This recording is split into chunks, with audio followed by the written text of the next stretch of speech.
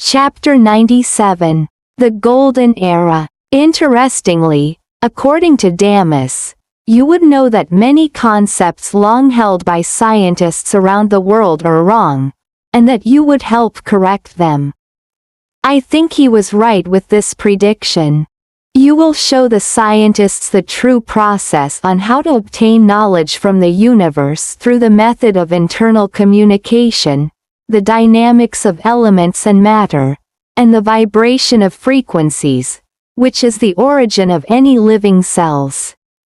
You will also share your knowledge about the mechanism of black holes, the rotation system of the Earth, the solar system, the galaxy and the universe, and how they all work. Another aspect of your legend is that you will become the new symbol of the Golden Era. This will be the prosperous era of the soul, with peace reigning over everything. This also means people with ill intentions will cease to exist.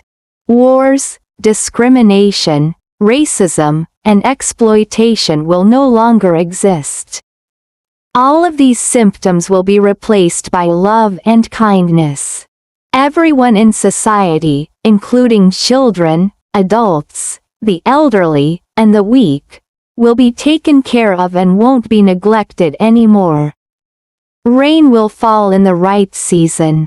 Forests will be lush. All environmental problems and global warming will disappear. Food will grow in abundance and nobody will have to be hungry. Everyone will have a place to live and clothes to wear. There won't be any more discrimination between the rich and the poor, and everyone will be equal. All people will have the same knowledge about metaphysics. They will have learnt the basic principles that they need to pass any test. They will be able to create the power of love, the one thing that the world needs most, and they will be able to return to Sunyata at the end of their lives. The average human lifespan in the Golden Era will continue to increase. The average age of people in this era can be estimated to rise about 10% every 100 years. For all these reasons, the legend compares this Golden Era to heaven. If you can't imagine how it looks like, imagine Tuangra as the prototype of the world in the coming Golden Era, Ruthorn explained. Another part of the legend of the Messiah is that you will reveal the secret of heaven and tell everyone the truth. Until now, the image of heaven, as viewed by humans, is this place full of happiness, and regarded as the final destination of every human being on earth. They all believe that heaven is only a non-physical place created in their imagination. No one has ever revealed the location of this parallel world, or heaven, before. Therefore, the old definition of heaven will change. I see, I added, nodding my head, but I have to ask you, Master Ruthorn, why does my story appear in the legends of many different religions all over the world?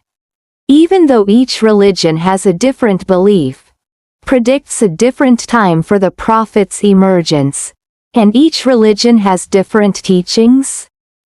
I asked. Well, Uriah, answered Ruthorn, you also go by another name.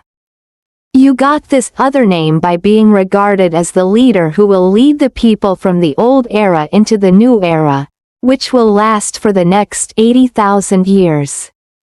This name is derived from the way that spiritual leaders or prophets in the past have called your entity. Your other name means that you are the leader of leaders. Wow, I responded, quite in awe. So which name is that? You will also be known as the Emperor, Ruthorn said. The Emperor? I echoed. Oh, now isn't that stretching too far? When you first told me that I was Fra Sri Arya Media, or Messiah, that was already hard for me to accept. And now that you're telling me that I'm the Emperor of all prophets? Ruthorn replied, again with a benevolent smile on his face.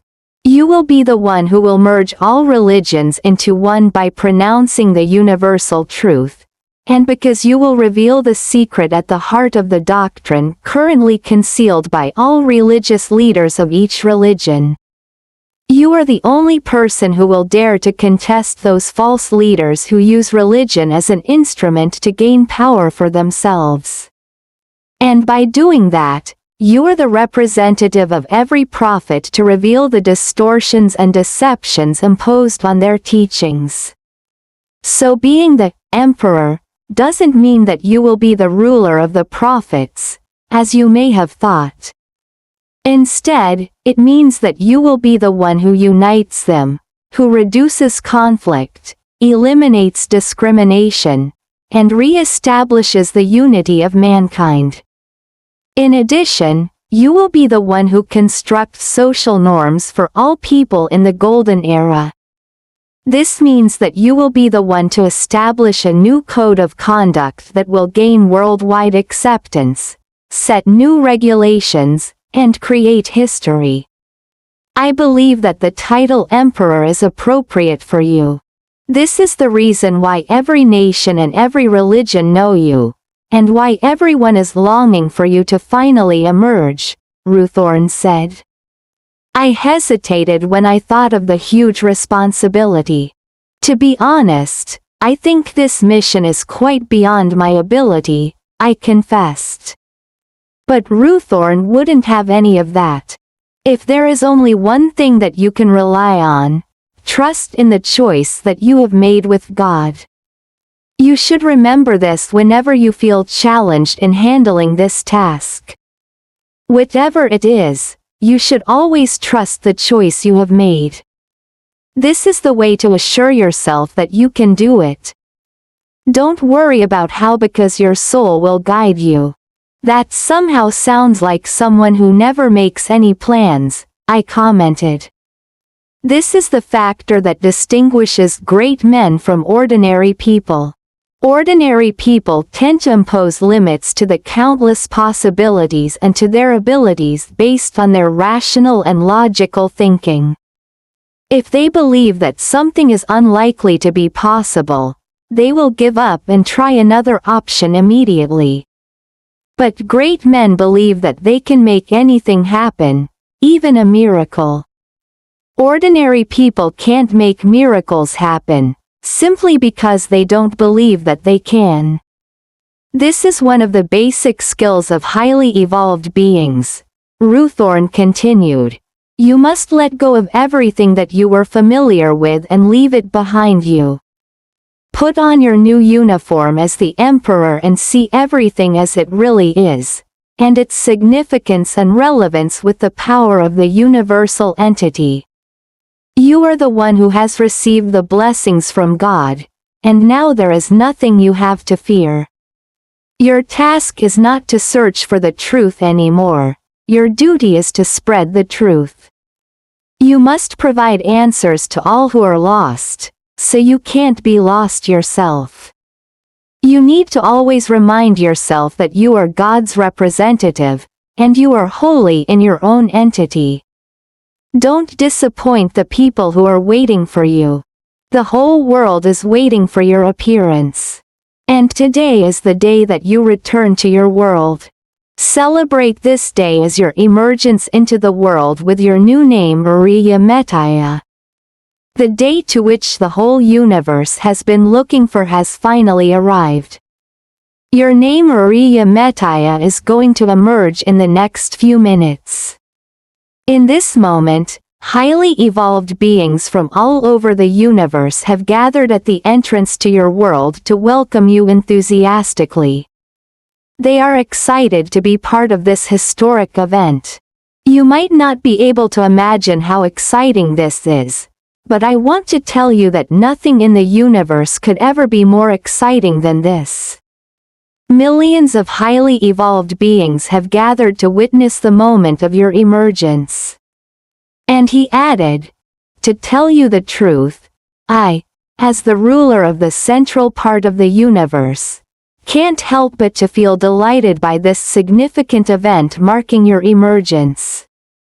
Well, enough said, it's time to go now, Uriya Metaya. Everything is ready, your uniform and your weapons are ready, and the whole world is waiting for you. Thank you, Master Ruthorn. I'll come back to see you again, I said, deeply moved by his speech.